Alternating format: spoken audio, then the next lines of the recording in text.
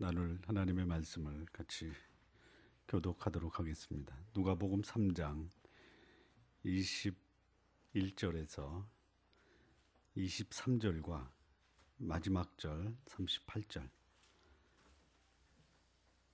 네 구절을 같이 교독하시겠습니다. 21, 22, 23 그리고 마지막 절 38절입니다. 같이 교독하시겠습니다. 백성이 다 세례를 받을세 예수도 세례를 받으시고 기도하실 때에 하늘이 열리며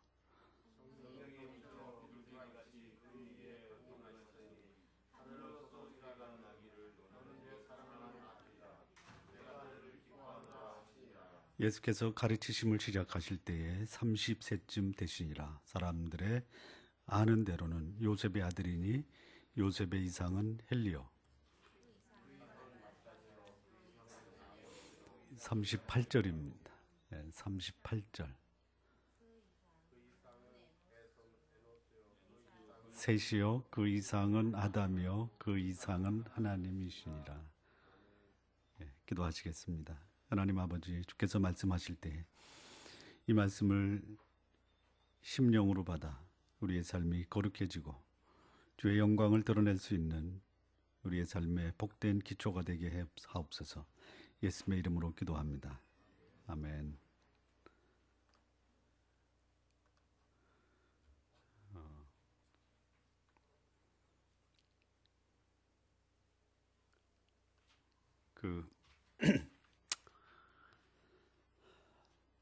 돌잔치를 가보셨습니까?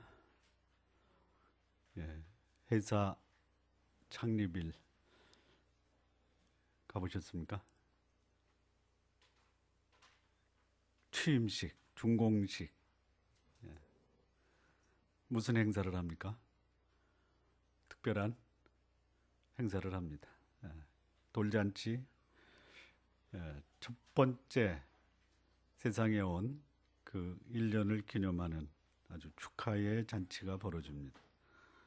창립일, 준공식, 취임식 특별한 의미를 부여하기 위해서 특별한 행사를 합니다. 잘 기획되어 짜임새 있게 짜여진 행사, 사람들에게 강한 인상을 심어주는 행사, 감동과 기쁨을 주는 행사, 그 여운이 오랫동안 남는 행사, 이게 첫 번째 치러지는 행사입니다. 예수님의 탄생은 복음입니다. 복음. 복음의 뜻 자체가 앞으로 황제가 될 황태자가 태어났다. 이게 복음입니다. 이 복음입니다. 이 황태자가 태어나는 이 탄생의 복음을 천사가 알려줍니다. 큰 기쁨의 좋은 소식. 이 땅에 하나님의 아들, 이 세상을 주관하시는 그 통치자의 아들이 이 땅에 출생하셨다라고 천사가 목자들에게 알립니다. 그 황태자가 세상에 와서 할례를 받고 첫 번째 성전에 들어갔을 때 그 성전에서 그 황태자의 오심을 수십 년을 기다리며 구도했던 그 두 노인 시므온과 안나가 황태자가 자기에게 오는 것을 보고 이렇게 얘기합니다. 이제는 더 이상 여한이 없습니다. 제 영혼을 놓아 주셔도 되겠습니다. 이런 증언을 합니다. 그리고 세월이 흘러 12년이 지난 후에 예수님이 성전에서 내가 아버지 집에 있어야 될 것을 알지 못하셨나이까 하면서 자신이 하나님의 아들이심을 증언하고 있습니다. 그분은 황태자로 오셨습니다. 황태자로 오셨으면 그 다음 순서가 뭡니까? 황제로 등극하는 겁니다. 오늘의 사건은 이 땅에 황태자로 오신 하나님의 아들로 오신 그분이 오늘 황제에 등극하는 황제 즉위식입니다. 오늘 요단강에서 예수께서 이제는 이 땅에 왕으로 오신 그 왕위에 등극하는 황제 등극식이 거행되고 있는 것이에요. 예. 여러분, 황제가 등극하면은 어떤 사람들이 와야 됩니까? 어떤 사람이 와야 돼요? 요한이 지난주에 요단강에서 세례를 베풀 때 온 유다와 예루살렘 사람들이 요단강에 와서 세례를 받습니다. 근데 그 순간이 어떤 순간이에요? 예수께서 이 땅의 왕으로 등극하는 사건이 벌어지는 순간입니다. 예. 황제 즉위식에 온 유다와 예루살렘에서 수많은 사람들이 참여했습니다. 예. 왕이 즉위식의 사회는 누가 봅니까? 침례 요한이 보고 있습니다. 예. 침례 요한. 그가 와서 사람들에게 성령으로 세례를 줄 때, 침례를 줄 때, 나는 그의 신들매도 풀지 못하겠노라. 보라, 하나님의 어린 양이로다라고 이 사회를 보는 침례 요한이 그렇게 예수 그리스도에 대해서 증언하고 있습니다. 그 왕이 즉위식, 황제 즉위식의 주인공은 예수 그리스도입니다. 그리고 그 황제 즉위식에 이 침례하는 분이 있습니다. 침례 사회는 침례 요한이 보지만 황제에 등극하는 그 안수라고 그러죠. 기름을 뿌리고 왕위를 선포하고 누가 합니까? 성부께서 하십니다. 뭐라고 말씀하시냐면 하늘이 열리고 하늘에서 소리가 나기를 이는 내 기뻐하시는 아들이요 내가 저를 사랑하노라. 이렇게 하나님 아버지께서 예수 그리스도의 이 땅에 오신 왕위를 부여하시면서 그에게 안수를 하시는 거예요. 그리고 그 순간 하늘이 열리고 성령이 예수 그리스도에게 강림을 하십니다. 이렇게 예수님께서 이 땅에 공식적으로 왕위에 등극하십니다. 그분의 탄생이 그분이 앞으로 왕위에 올라 명실공히 이 땅을 통치하는 왕이 되실 것이다라고 천사가 증언을 한 그 증언이 오늘 요단강에서 온 유다와 사마리아 사람들이 모이고 온 유다와 예루살렘 사람들이 모이고 하나님 아버지가 예수 그리스도의 왕위에 등극하는 것을 침례하시고 당대의 최고의 선지자 침례 요한이 예수님의 왕위 등극의 사회자로 등장하시고 그리고 성령이 비둘기같이 그에게 임하는 이 사건, 역사적인 사건입니다. 역사적인 사건입니다. 오늘 지금 우리는 역사적인 이 순간에 같이 동참하고 있는 것입니다. 예수님이 요단강에서 침례 요한에게 침례를 받았다, 그 사건이 아닙니다. 이 순간은 이 땅에 통치자로 오신 그 예수께서 공식적으로 등극하시는 순간입니다. 예수께서 공개적으로 메시아임을 알리는 이 황제 즉위식에 무슨 일이 일어났는가? 있어야 됩니다. 이제는 예수께서 이 땅의 통치자시다라고 선포하는 그날, 등극하시는 그날, 그냥 지나갈 수가 없어요. 대통령 취임식 때 뭐가 있죠? 이벤트가 있습니다. 그리고 그 이벤트는 이제 이분이 이 땅의 대통령으로 그 권한을 행사하는 가장 결정적인 순간, 그냥 지나갈 수가 없어요. 예수님이 이 땅에 임금으로 등극하시는 그날 그냥 지나갈 수가 없어요. 우리는 지금까지 그냥 지나갔는지도 몰라요. 예수님이 요단강에서 침례 요한에게 침례를 받으심으로 그분은 공생애를 시작하셨다. 공생애가 뭡니까? 내가 이 땅의 임금이다라는 것을 선포하는 것이에요. 그냥 지나갈 수가 없는 것입니다.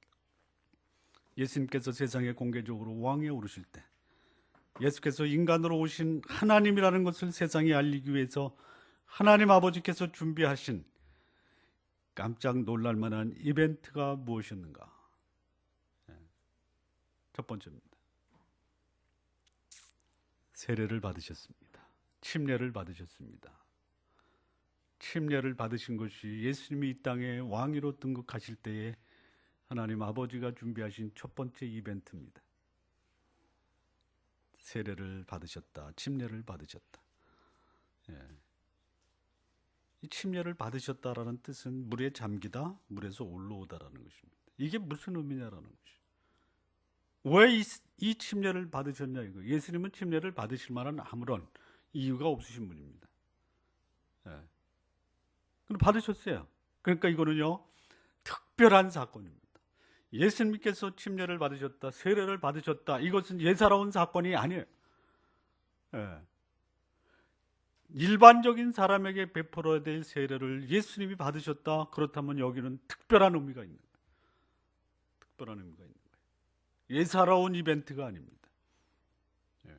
세례를 베풀어야 되고 침례를 베풀어야 될 그 주인공이 오히려 세례를 받으셨어요. 예. 자, 세례 여러 종류가 있는데요. 짧게 얘기하면 요한의 세례가 있습니다. 이거는 죄에서 돌이키게 하는 회개의 세례였습니다. 죄 지은 사람이 받는 거예요. 죄 지은 사람이 받는 거예요. 예. 다시 말하면 이제부터는 죄를 짓지 않겠다. 전적으로 하나님의 뜻에 복종하는 삶을 살겠다. 회개에 합당한 열매를 보이도록 하겠다. 이게 요한이 베푼 세례입니다. 예. 죄를 향해 살았던 그 삶을 버리고 하나님께로 돌이킨다라는 의미입니다. 죄와 더불어 살았던 삶을 청산하고 예수 그리스도로부터 죄를 사함받는, 그리고 그리스도를 구주와 주님으로 모시겠다라는 그 삶을 공개적으로 고백하는 그 행사가 뭐냐? 침례 세례입니다. 자, 그런데 여기 예수님이 세례를 받으셨어요. 과연 이것이 무슨 뜻이냐라는 것이에요. 세례 받을 필요가 없어요. 침례 받을 필요가 없으신 그분이 침례를 받으셨다. 이 의미가 뭐냐 이거예요. 일반 사람들이 받았던 그 침례와는 전혀 다른 것입니다. 다른 것이.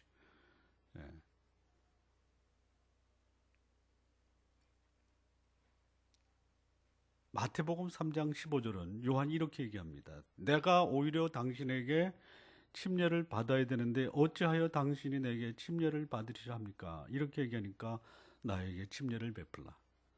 그래야지 하나님의 의가 이루어진다. 이런 얘기를 합니다. 하나님의 의가 이루어진다. 예수님이 이 땅에 사람으로 오셨습니다. 그리고 사람으로 사셨습니다. 그럼에도 불구하고 그분은 하나님이십니다. 그분이 이 땅에 오신 목적이 뭐냐? 침례입니다. 다시 말하면 인간으로 하여금 죄에 대해서 죽고 하나님에 대해서 다시 의롭게 살아나는 그 삶을 인간에게 주시기 위해서 그분은 죽으셔야 했어요. 예수님의 세례는 뭐냐? 침례는 뭐냐? 내가 인간을 위해서 죽겠다. 그리고 인간에게 영생을 주기 위해서 다시 살아나겠다 라고 하는 그 의미가 예수님이 받으신 침례 세례의 의미입니다. 죄가 없으셨습니다. 그러나 이분은 죄 있는 인간의 죄를 담당하겠다라는 표시로 그분은 침례를 받으신 겁니다. 어떤 날이요? 왕위에 등극하는 그날, 황제에 등극하는 그날, 그분은 침례를 받으심으로 내가 왕위에 올라가는 그 목적과 이유를 분명하게 밝히고 있는 것이 죽겠다.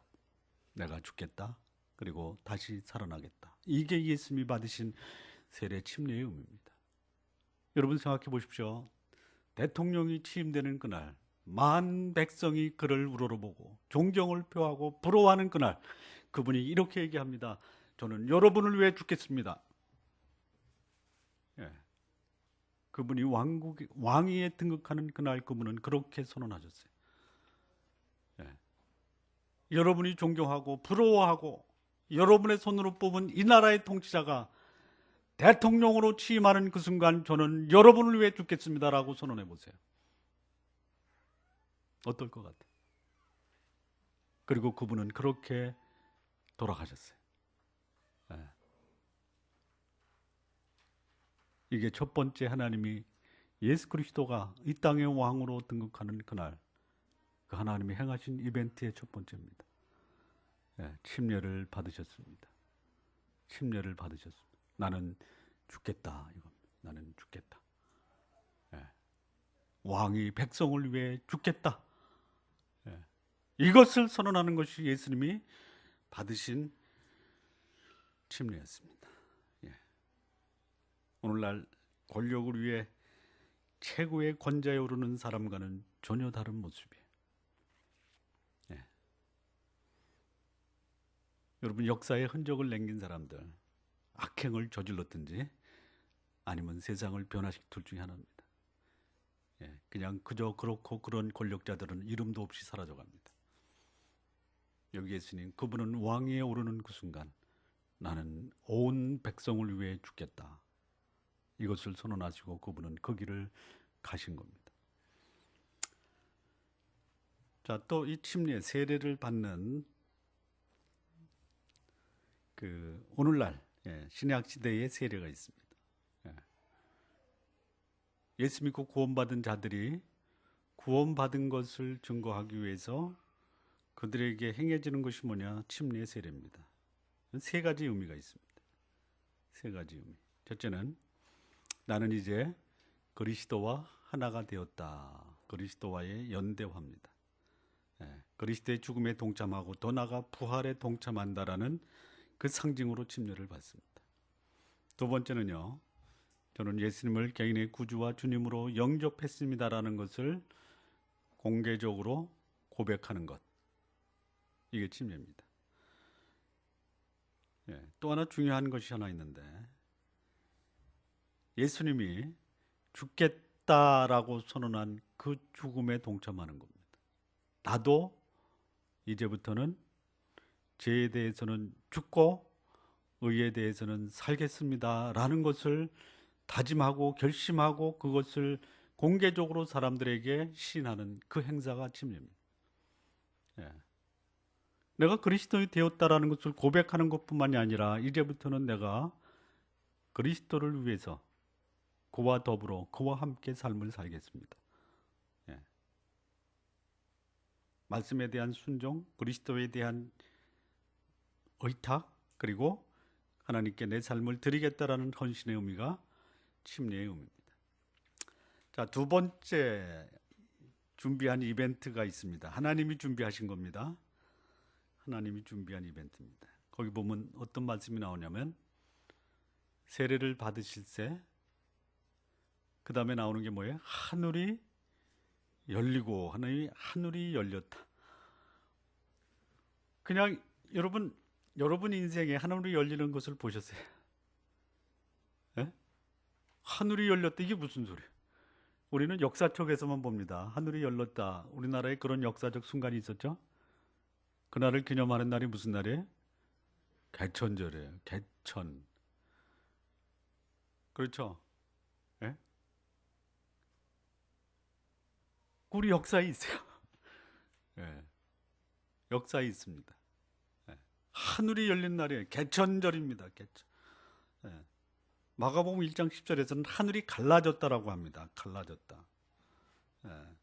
하늘이 열렸다. 이거 하나님이 준비하신 독특한 이벤트입니다. 예수께서 왕위에 등극하시는 순간, 이거 예사로운 날이 아닙니다. 하나님이 개입하셔서 하나님이 하늘을 열으셨어요. 하늘이 열렸어요. 이거 예수님이 보신 것이 아니라 그 당시에 예수님이 왕위로 등극하는 그 순간 거기에 참여한 모든 사람이 하늘이 열리는 걸 본 거예요.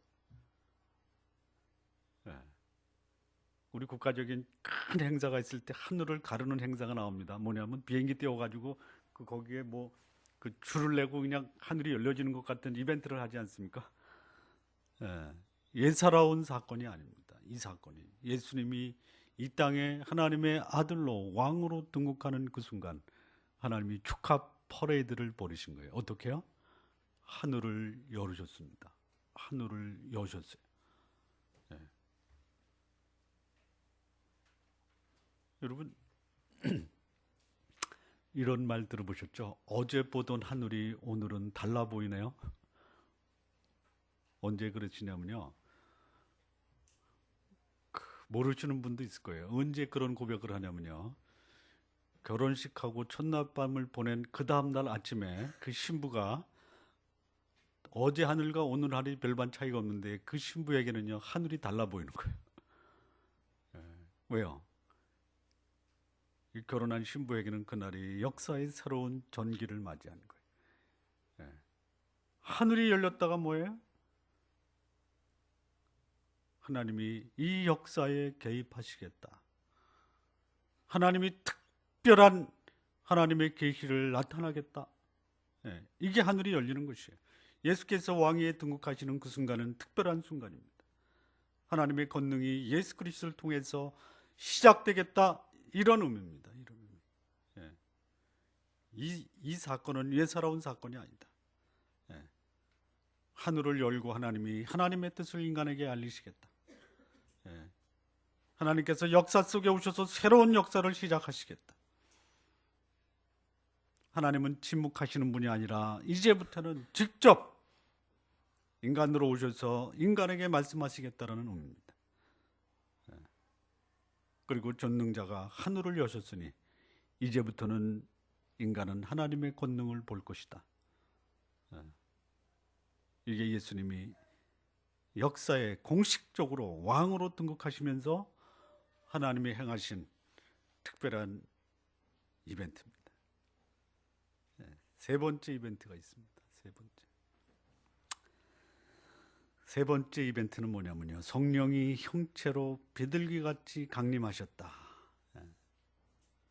성령이 형체로 비둘기같이 강림하셨다. 조금 무슨 말인지 설명이 필요로 합니다.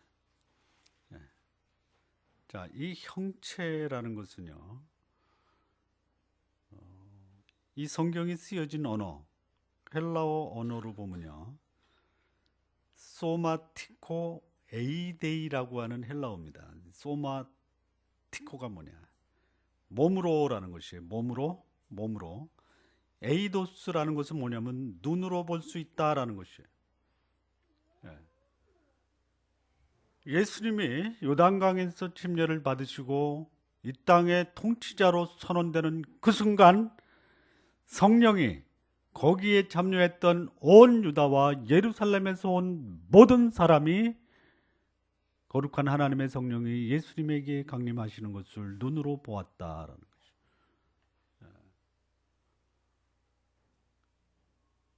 보여주십니다. 여러분 보고 싶으면요, 보여달라고 말씀하세요.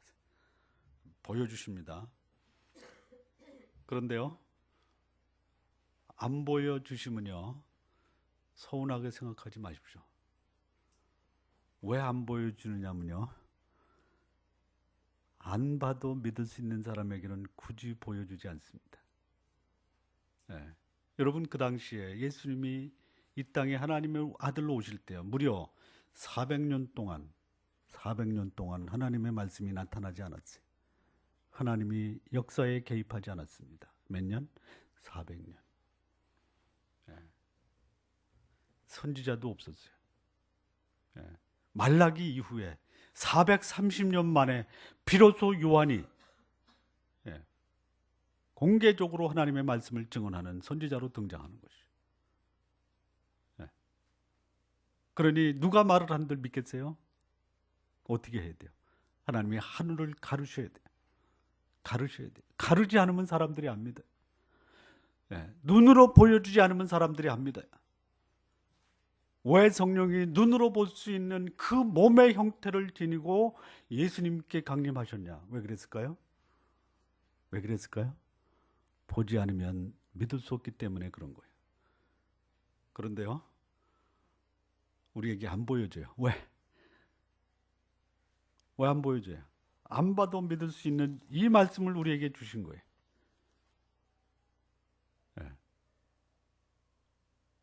보지 않고 믿는 자가 보고 믿는 자보다 뭐하다고요? 복되도다. 이거예요. 여러분이 복받은 사람이기 때문에 안 보여주는 거예요. 보려고 하지 마십시오. 여러분, 보았다라고 하시는 분이요, 불쌍히 여기시기 바랍니다. 오죽하면 보여주셨겠냐? 오죽하면 보여주셨겠냐라는 것이. 안 보여주신 것, 못 본 것을 감사하십시오. 그리고요, 하나님 안 보여줘도 됩니다. 왜요? 저는 안 보고도 믿을 수 있거든요. 그게 복된 삶입니다. 그런데요, 예수께서 이 땅에 왕으로 오시고 왕위로 등극하는 그 순간 수많은 만 백성이 볼 수 있도록 보여주셨어요. 네, 보여주셨어요. 어떤 형체입니까? 비둘기예요. 비둘기. 예. 예.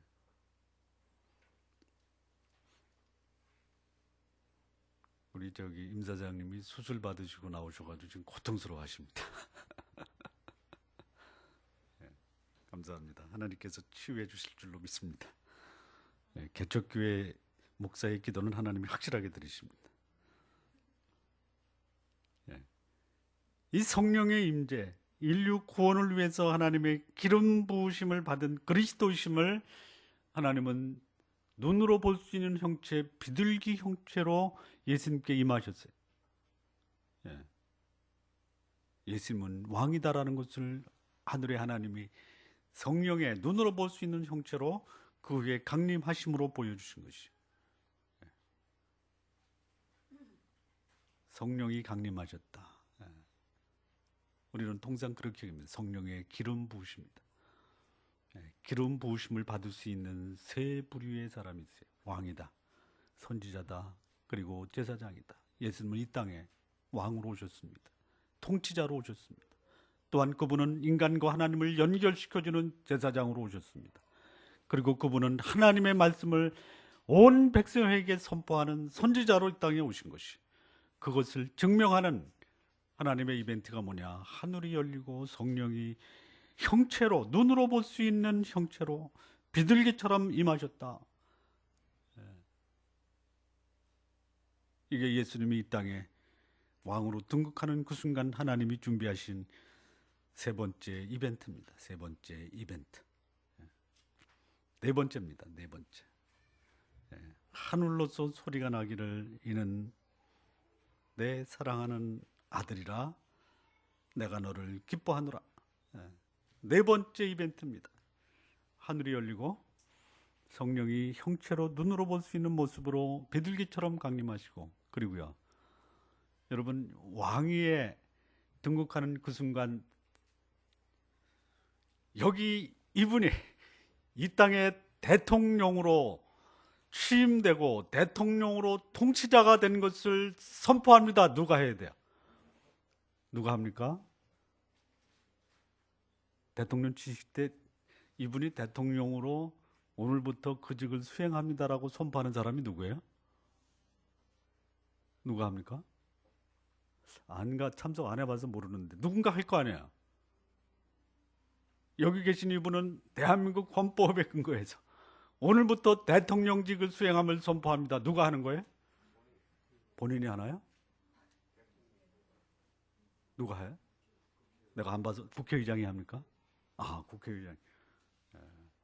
온 백성을 대표하는 국민들이 뽑은 국회의장이 선포합니다. 이렇게 하는데요. 예수님이 왕위에 등극할 때는 오늘 여기서 침례를 받는 이 예수가 세상을 통치하는 임금으로 등극하노라 라고 누가 선포하고 있어요? 하나님 아버지가 하고. 이게 그 얘기예요. 이게 그 얘기예요. 그렇게 하나님 아버지가 선포하는 것을 누가 들었어요? 온 유다와 예루살렘에서 나온 그 만 백성이 다 들은 거예요. 그리고 예수님은 성령과 더불어 예수님의 그 통치 사역을 시작하시는 것이. 자, 이 사랑하는 아들이다. 이게 무슨 말이에요? 하나님 아버지가 예수 그리스도는 나와 동일한 존재다라는 것이. 나와 동일한 존재다.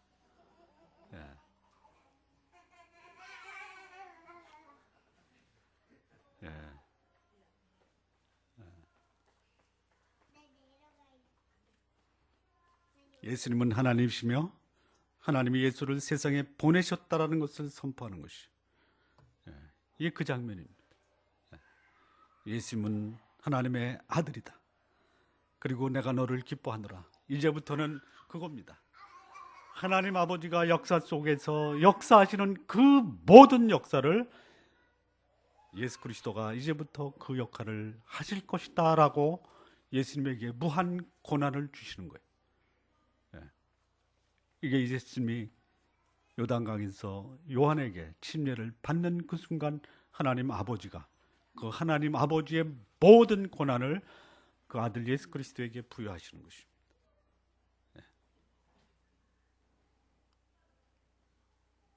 하나님이 인간으로 오셔서 인간의 모습으로 세례를 받으신 것, 그분은 죄가 없으신 분이에요. 그런데 그분은 이제부터는 내가 인간의 죄를 위해서 죽는 삶을 살겠다라는 것이에요. 내가 이제부터는 인간을 통치하고 지배하고 다스리는 그 통치자의 역할을 하겠다. 어떤 모습으로? 죽음으로.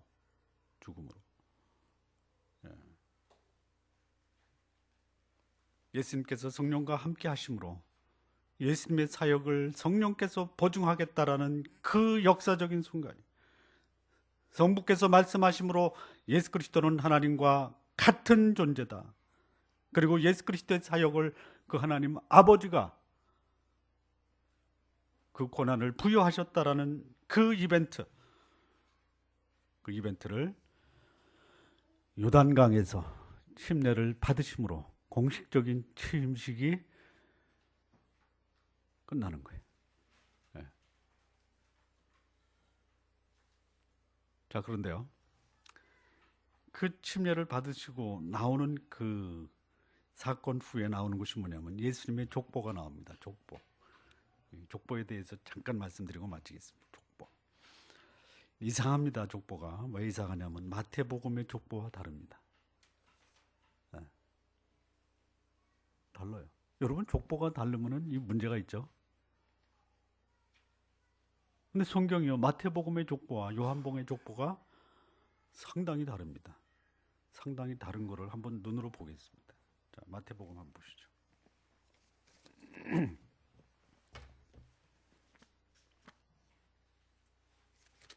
마태복음 1장이에요. 자, 마태복음 1장 1절에 보면 아브라함과 다윗의 자손 예수 그리스도의 세계라 이렇게 나오고요. 아브라함은 이삭을 낳고 이삭 위에서부터 내려옵니다. 이거는 왜 그러냐면요, 왕위의 족보예요.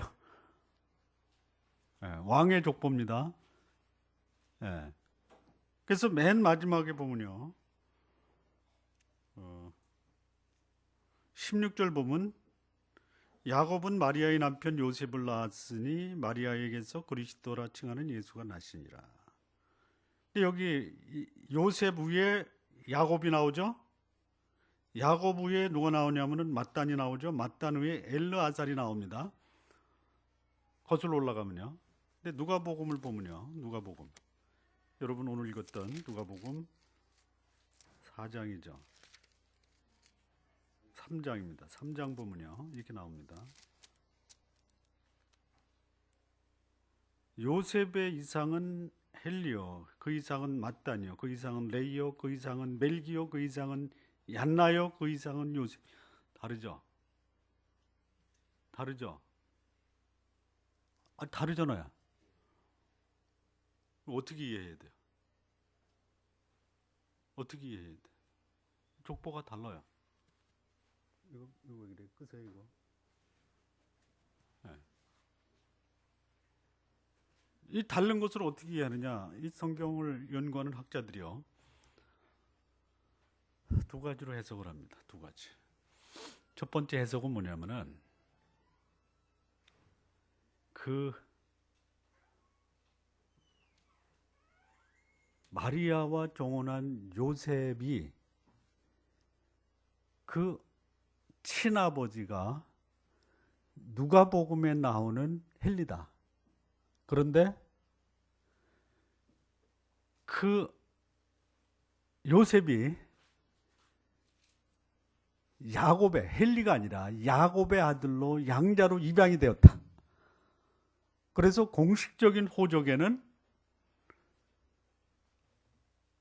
그 요셉의 아버지가 야곱이고 이렇게 올라간다라는 거예요.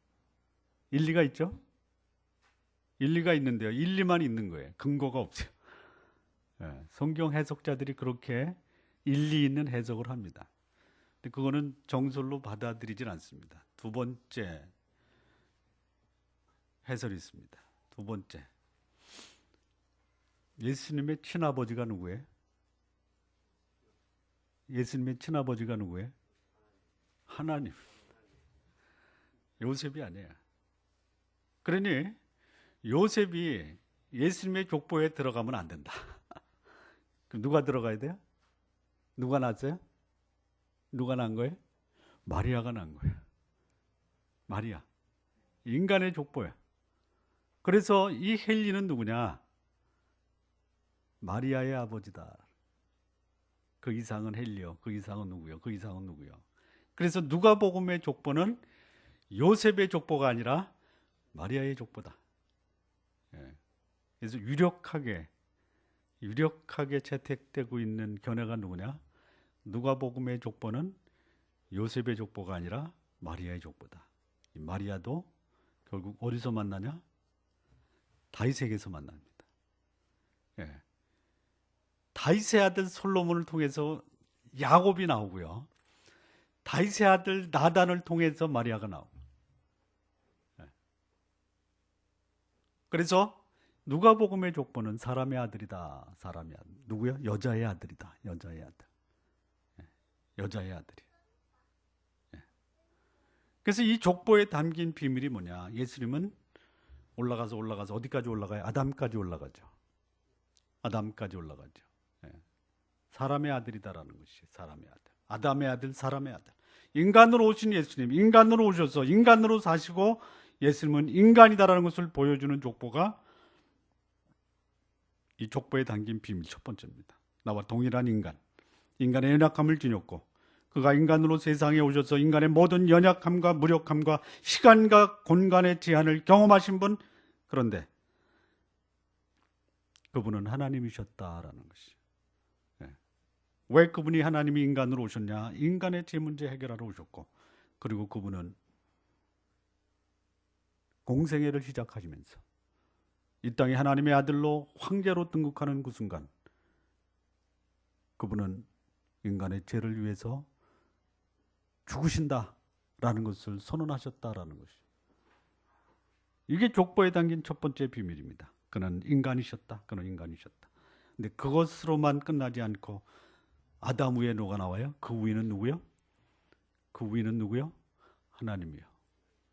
3장 38절 맨 끝에 그 이상은 하나님이시니라. 이 족보에 담긴 비밀, 두 번째 비밀은 뭐냐? 예수님은 하나님이시다라는. 인간이셨지만 그는 죄가 없으셨다. 다시 말하면 죄가 없다라는 것은 그는 인간이 아니다. 그분은 하나님이셨다. 하나님으로 오신 인간. 왜 그분이 인간으로 오셔야만 되는가? 하나님이셨던 그분이 왜 인간으로 오셔야 되는가? 그것은 그분이 인간을 그만큼 소중하고 사랑하셨다라는 것이. 인간의 가장 근원적인 문제. 죄 문제는 죄에 대한 대가, 죽음으로만 해결할 수 있습니다.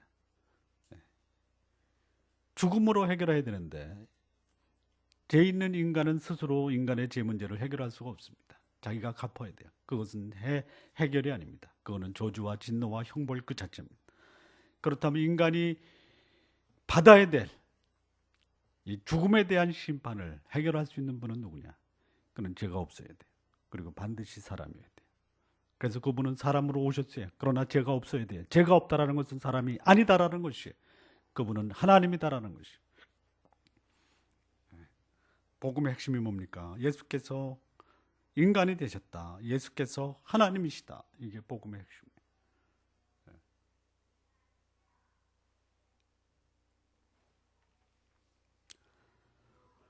결론입니다.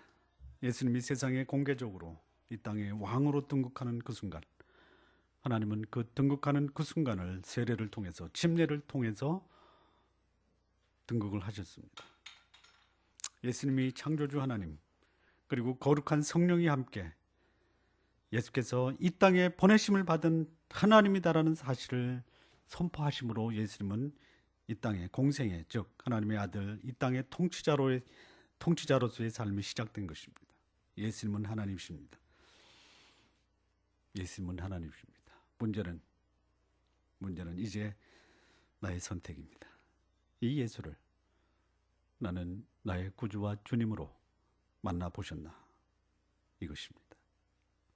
예수께서 나와 그리고 우리들의 죄와 사망에서 우리를 건지시고 구원하시려고 이 땅에 오셨습니다.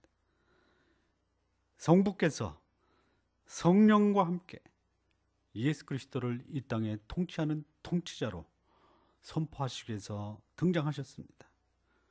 이렇게 역사의 무대에 등장하신 예수님, 그 예수께서 여러분의 하나님이 되시기를 진심으로 기원합니다. 기도하시겠습니다. 살아계신 하나님 아버지 감사합니다. 단순히 침례를 받으셨다. 그가 공생애를 시작하셨다. 그 이상의 의미가 예수님께서 받으신 이 침례에 있다라는 것, 오늘 말씀을 통해서 우리에게 가르치시고 교훈하신 것 감사합니다.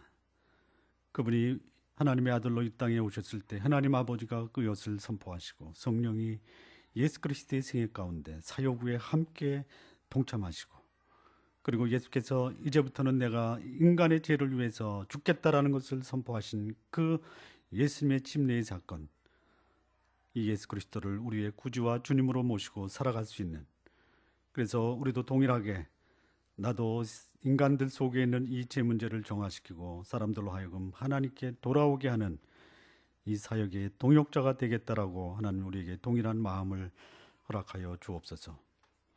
예수께서 사람이시며 하나님이신 이 예수님의 정체성 앞에 우리도 이 땅에 인간으로 삶을 살지만, 그러나 하나님이 내 속에 살아계시고 역사하심을 우리의 삶을 통해서 드러낼 수 있도록 하나님 인도하여 주옵소서. 감사하며 우리 주 예수 그리스도의 이름으로 기도합니다. 아멘.